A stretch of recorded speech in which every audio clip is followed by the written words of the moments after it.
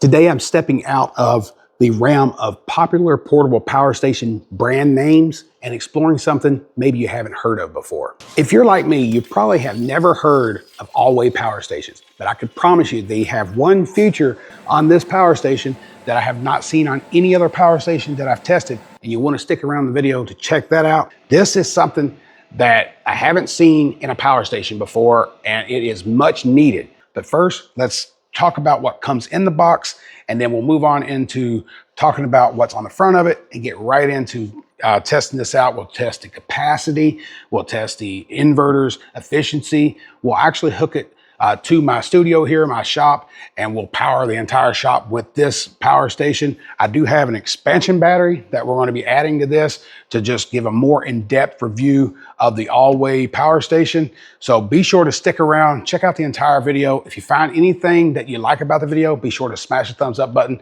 I really do appreciate it. Let's jump right in and start talking about what comes with this and get to the testing. So you'll get a user manual, you get an app user manual, you'll get the MC4 to XT60 for your solar panels, and that's pretty standard for every solar panel. Is that right there in case you're using some proprietary solar panel, and I would suggest switching over to MC4 based solar panels. Your charging cable, your AC charging cable, and a cigarette lighter with XT60 plug on it, the power station, and the box. If you purchase an expansion battery, you're going to get the expansion battery, and then you'll get the expansion cord that plugs into the side and hooks up the battery. You'll see that in the video. And of course, you'll get the box and the user manual for the battery. On the front of the power station, we have a power button. You just simply press it once. It turns it on. We have USB ports here. We got 4 of them. We got 2 QC 3.0s, one 100 watt USB-C, and one PD27, which is a USB-C port as well. We have the DC port here for the cigarette lighter and 2 barrel ports. And then we have 3 regular 120 volt, 20 amp plugs on the front with a 30 amp RV plug here that you can use a TT30P plug to power an RV with. And moving up here, it does have an LED light. 1 press is for low light, 2nd press is for medium, 3rd press is for high beam. Then you turn it off. But if you need the SOS mode, double tap this, and then we'll have the SOS. Over here on the right side, we have our battery expansion port. We have a circuit protection. You can actually connect this to a CT485. This looks like a communication port. That's probably going to allow this to be expandable at some point. I'm not sure if it even actually is right now, but that means that is a communication port of some sort. This is your solar connection. They do have a ground connection, which is very important. I don't see that on a lot of power stations, and I would like to see it on all power stations. And this is our AC cord input. So this is everything that we have on the side, and all of our expansion and inputs are on one side. There's nothing on the back of the machine, only that ports that I just talked about on this side of the machine, and then on that side of the machine, there's nothing as well. These are your fan vents. So your fan is blowing out of these, and these basically pulls it through one side and pushes it out the other. For the expansion battery, we only have the ports on the right side of it. You can turn it on by pressing the button, and it has a display of low or almost empty, then 25, 50, 75, and 100. There's nothing on the side, and there's nothing on the back. So that is a very simple design, which I actually like. And to turn the power station off, you just got to tap the power button and it turns off. Some people are going to love that. Some people are going to hate that. Let me know in the comments whether you like it or dislike it. But if you bump it, you can turn it on. If you bump it, you can turn it off. I don't think I'm off. Yep. So I love the fact that you can just tap it and it turns on very quickly. But to turn it off, I think it should have a hold of maybe 2 to 3 seconds for that. Because if something just bumps it, it turns off your power station.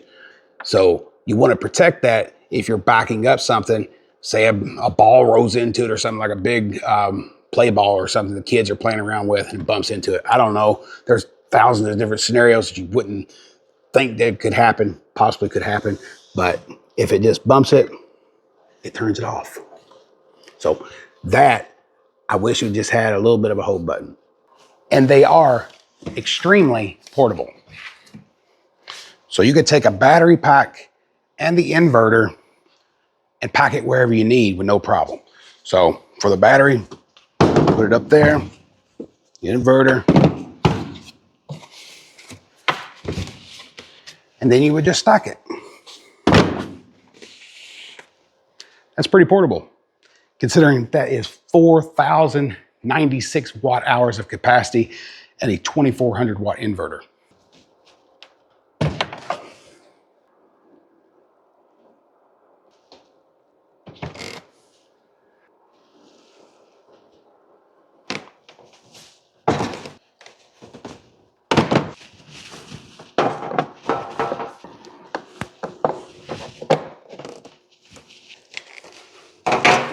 And if you have a transfer switch, whether it's a 220 volt transfer switch or 120 volt transfer switch, you can use a power station like this to power a lot of circuits. Let me explain.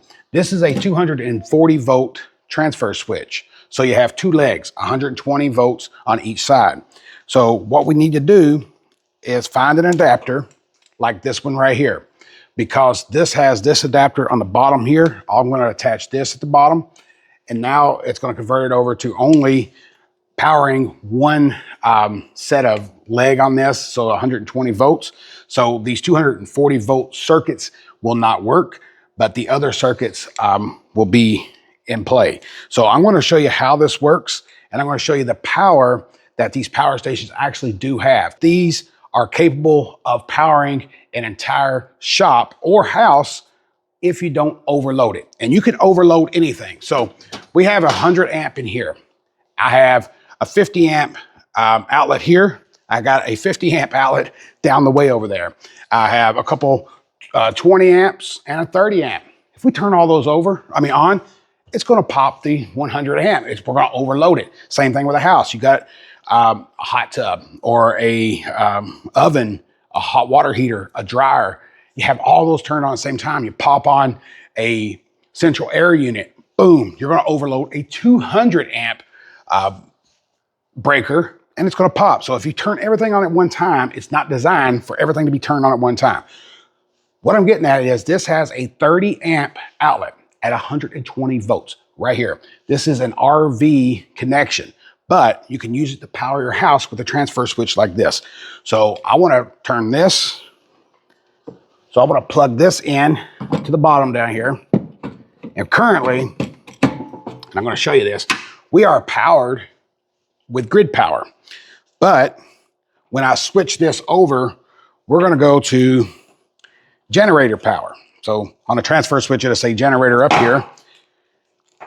And you can get this transfer switch.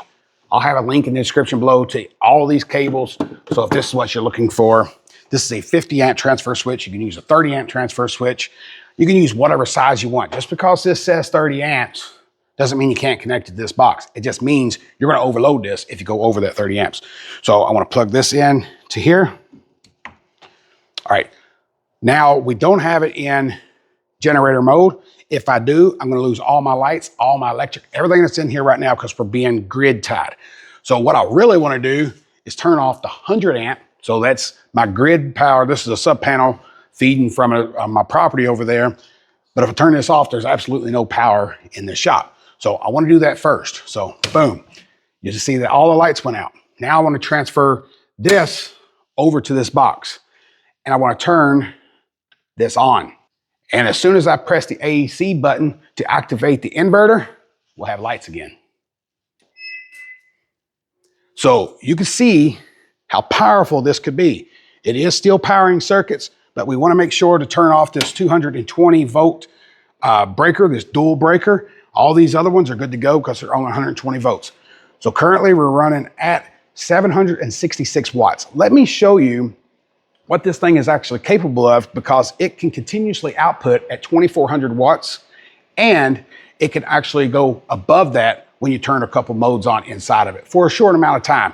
So we're not going to be running 2400 watts consistently all the time. Even in this 2,000 square foot shop that I got here, I got an office, got a bathroom, I got all kinds of things running. And this can run everything that I need to run. In addition to that, it can run my coffee maker and the microwave at the same time.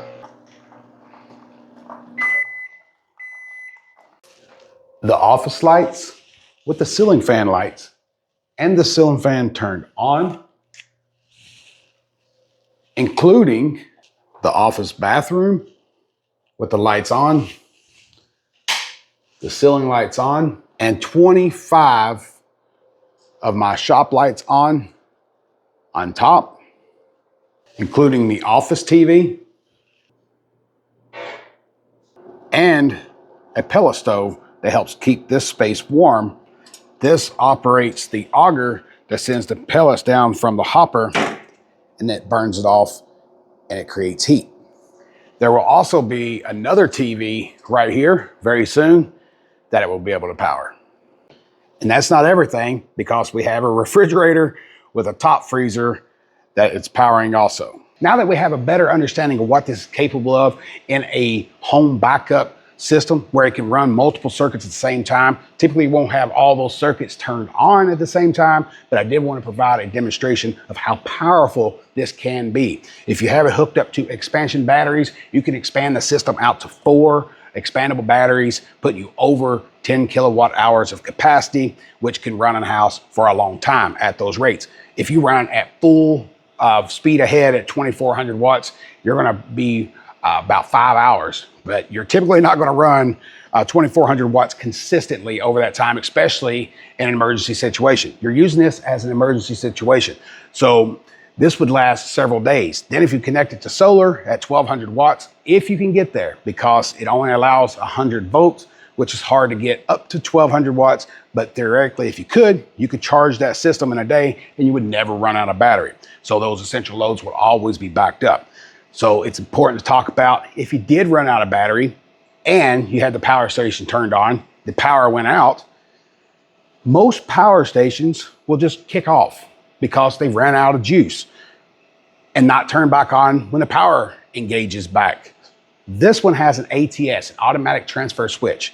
This is something that I haven't seen in a power station before, and it is much needed.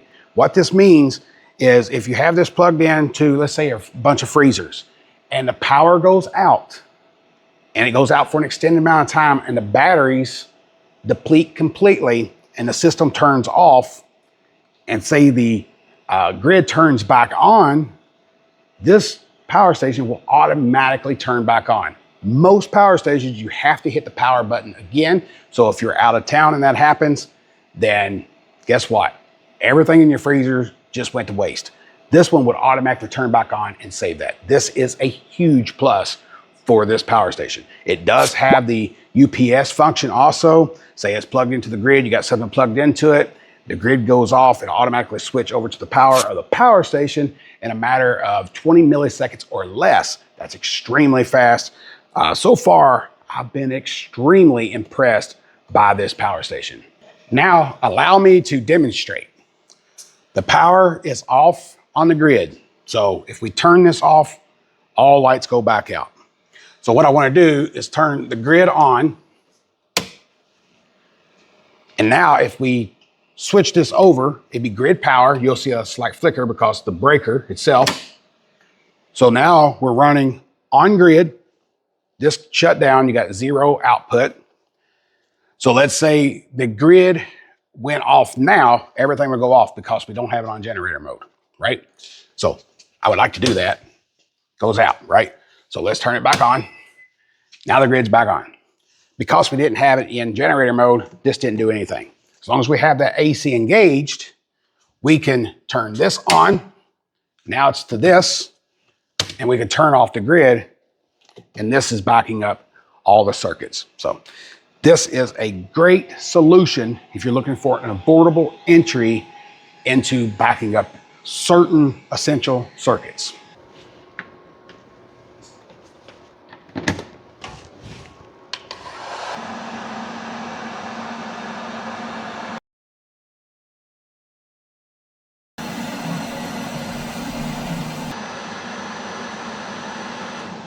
The capacity came in at 3,877 watt hours when I have both of these connected. So this has 2,048 watt hours of capacity, and the battery has exactly the same, 2,048 watt hours of capacity. Add those together, you get 4,096 watt hours of capacity. It used 3,877, so that gives us an efficiency of a 94.5% efficiency on this. That is extremely high. That's probably the best power station efficiency that I've gotten out of any power station I've ever tested. And if not the best, it has to be a very close second, because I don't recall many of these power stations going much over 92% efficiency. So that is a super surprise to me to see this coming in at over 94% efficiency.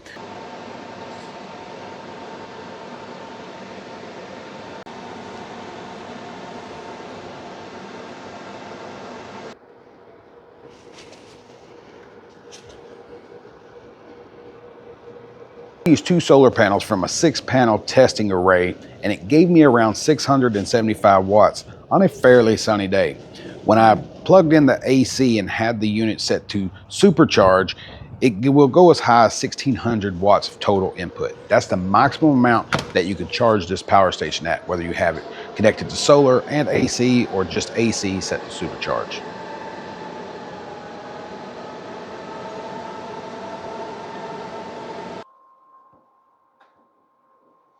I did confirm that it has a pure sine wave inverter with perfect tops and bottoms on the peaks. Even when discharging for over an hour at 1,450 watts, the power station stayed very cool. The hottest part of the scan was the actual cord of the heat gun. Some power stations claim to have like this boost mode or something of that sort, and when I test it, it doesn't work. This one claims to have 3,400 watts of superpower. So when you turn the superpower option on, and the way you do that is you go into the app and you click superpower, you turn it on. This right here will flash and you'll be in superpower mode. So we're in superpower mode, and I want to turn all of these burners on at the same time and see if we can get to anything over 30, let's say 3,200 watts. I'll be super impressed with it, because most of these do not allow that to happen. So we have a little cooker here, another little cooker. These are those old sandwich makers that you might be aware of if you're around my age. We lived off those when I was a kid. We have a little heater, and then we have a little oven, just an old oven for these type of tests. So let's turn on the AC and see what happens.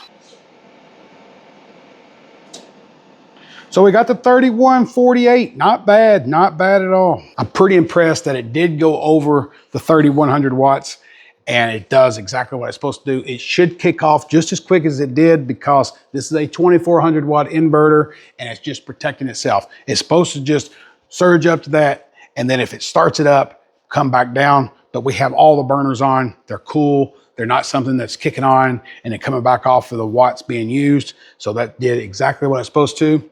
And I'm pretty impressed with that, because that hasn't happened with all the power stations that I've tested in the past. Right now, this is doing great. Let's move on. And I want to demonstrate this over here, because you don't have to have it connected to internet or Wi-Fi or Bluetooth to change the different charge modes. So right now we're in silent mode, or slow mode, I guess you would say. 360 watts is what it charges at. And you can change this in the app as well, but you could do it right here on the box. So click this again. We're gonna go into normal speed, which bumps up to around 750 watts. And then if we click this again, we're gonna go into quick mode. It's gonna go up to around 1,600 watts. And it runs around 1,600 watts about perfectly. It don't go up and down a lot. So if I want to switch this back to normal, I'm there. Now this is our Wi-Fi connection. Right now we don't have any Wi-Fi indicator over here. So if we press this, I think you might have to hold it for a second, sorry. Now we're in the pairing mode, and we could pair this to Wi-Fi if you would like. You could turn this off at any time, or you could turn it on at any time. The screen is very informative. I like that it shows the input, the watts, the different charge modes, the output, the amount of time that it will take to charge it at this rate, the percentage, it shows us that something's going on by that flashing like that. It shows that we're in eco mode, UPS, and AC. So if we turn the AC off, you'll see that that turns off. If we turn the DC on, you'll see that it turns on over there, or even the USB, it shows that as well. So I love the display on this. I think it's very informative. And very briefly, I want to show you what the app looks like and how you can control it with the app if you want to connect it through Wi-Fi. So right now we're looking at the input coming in at 360 watts. That's because we have it on slow charging. We can switch it to quick charging, then normal charging, all from within the app. I'm going to put that back down to slow charging. We can manage our outputs, our AC. We could turn that on and off here. Our DC on and off here. The USB-C on and off. Even the LED, we can set the light to low, to medium, to high, and to SOS. So I actually want to turn that off. I don't want that on right now. Let me turn the rest of these off. Different things that you could do is go down to other, and you could turn on eco mode or turn it off from here as well. You could go down to ATS, your automatic transfer switch. This is where you turn that on and off. Your power on and off, or your super power on and off, you could do that. I'm going to turn all of these off now. The breathing light, that's at the bottom of the power station, that blue light. You could turn that on or off as well. While it's charging, it'll look like it's breathing. The monitor brightness, you could go very bright or just normal. You could add your electricity price to show what you save by using this. Just a lot of different things that you could do within the app. Once you get into this, it shows you the everything you really need to see that you could see from the display, but you can see from anywhere basically in the world, as long as you're connected to Wi-Fi on the power station and you have the app downloaded and activated with the power station. My final thoughts on the PPS2400 portable power station by ALLWEI is, if you're in the market for a portable power station around that size inverter and you're looking for expandability and things of that sort, this is definitely one that you want to add to your watch list. This performed just as well, if not outperformed, some of the larger name brands that I've tested in the past. So whether you use my affiliate links that I have in the description below, which you'll get the absolute best price on this, or you use someone else's affiliate links, or if you just purchase it outright, I'm completely okay with that. I'm just trying to provide 100% honest review on the portable power station. And I'm telling you, this one definitely did impress me a lot. And I would consider recommending this to my friends and family over different power stations that I've tested in the past. So I'm being honest with you. This thing is very, very solid. And if you can catch it on sale 100%, this would be a good one to pick up.